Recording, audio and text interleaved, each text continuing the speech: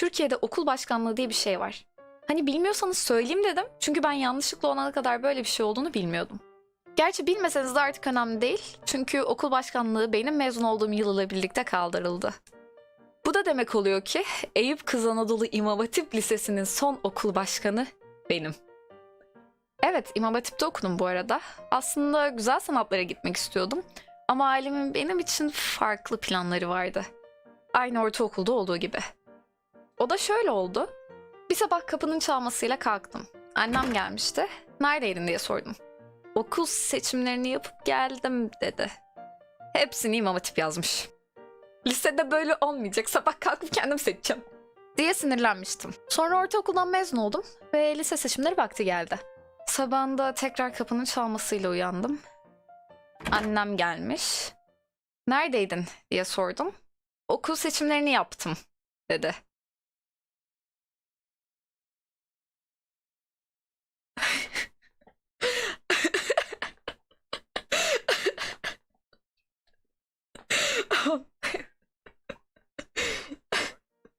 Bu yüzden aslında aldığım puandan çok daha düşük bir puanla girebildiğim, istemediğim bir liseye gitmek zorunda kaldım. Başta sinirliydim ama sonrasında çok da umursamadım aslında. Çünkü her yıl gerçekten güzel insanlarla tanıştığım bir yer oldu. Ama gene de okulu sevmediğim için derslerle pek aram yoktu. 11. sınıfa geldiğim zaman artık tamamen derste olmamak için ne yapabiliyorsam yapmaya başlamıştım. Ve bildiğiniz gibi 11. sınıfa geçince bölüm de değiştiği için tüm sınıfım değişmişti. Yani yeni sınıfa girmemizle birlikte bir sınıf temsilcisi seçilecekti. Sınıf temsilcilerinin bazen ders sırasında çağrıldığını biliyoruz. Bu da benim için mükemmel bir kaçış yolu gibi göründü. Üniversite sınavına hazırlanılmaya başlandığı için kimsede sınıf temsilcisi olma arzusu yoktu. O yüzden rahatça temsilci olabilmiştim. Sonra planladığım gibi bir gün sınıf temsilcileri olarak ders esnasında kütüphaneye çağrıldık. Gittiğimizde okul başkanlığı seçimi olacağı hakkında açıklamalar yapıldı. Benim çok ilgimi çekmemişti ama o zamanki en yakın arkadaşım da diğer sınıf temsilcisiydi ve şey dedi. Abi katılalım ya, sanki bizi seçecekler. Hemen ne olur eğleniriz.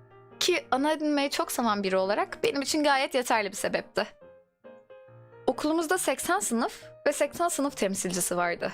Bu yüzden ilk önce bu 80 sınıf temsilcisi arasından okul temsilcisi seçimine katılacak 3 kişinin seçilmesi gerekiyordu.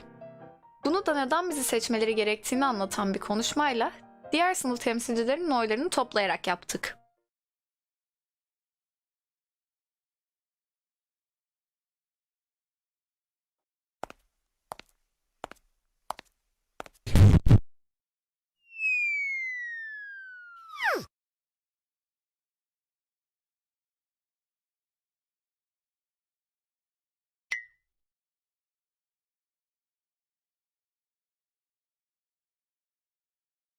Okul başkanlığı hakkında hiçbir fikrim yok.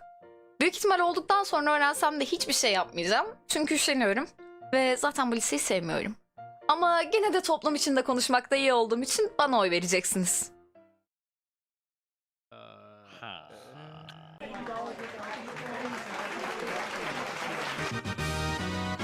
...50 oyla birinci okul başkanı adayıydım. Bundan sonraki bir hafta benim için cehennem gibiydi. Okul başkanlığı için sınıfları gezip, konuşma yapıp, afiş falan dağıtıp oy toplamamız gerekiyordu. Bu da bir hafta boyunca derse girmemek için mükemmel bir bahaneydi. Çünkü 80 sınıf vardı ve hepsine girip konuşma yapmam oldukça uzun sürecekti. Çok mutluydum, ta ki hasta olana kadar. Hasta olduğum 3 gün okula gidemedim ve o sırada diğer adaylar çoktan okulun yarısını gezmişti. Ama ben daha bir sınıfa bile girememiştim. O dakikadan sonra yetişmeme imkan yoktu. Ama başka şansım yoktu. Okul başkanı ben olmalıydım. Bu yüzden en güçlü kartımı oynama kararı aldım. Hasta olduğum 3 gün boyunca neden başkan olmak istediğimle alakalı bir animasyon yaptım ve flash bellekle tüm sınıfların akıllı tahtasına tek tek yüklettim. Artık her şey hazırdı. Yaklaşık 45 ya da 50 sınıf kadar gezebilmiştim. Geri kalan sınıflara gidemesem de hepsinin animasyonumu izlediğimden emin olmuştum. Seçim günü geldi. Sandıkları konferans salonunda biz hazırladık.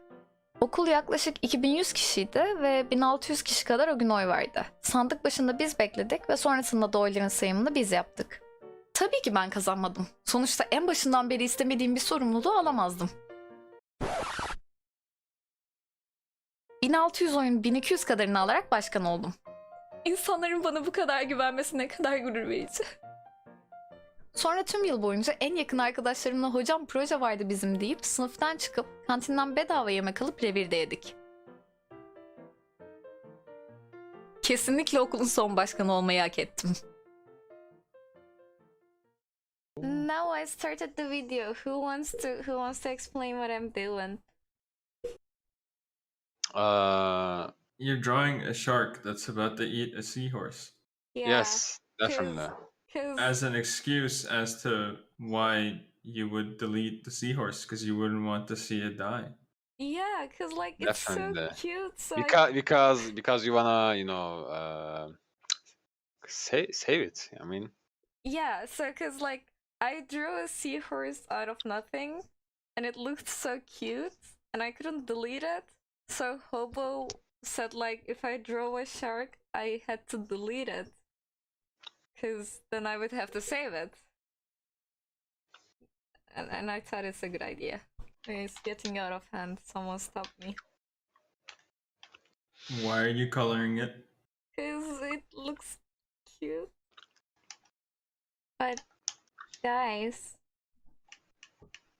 I'm listening. they look so nice together. Why did I have to say shark?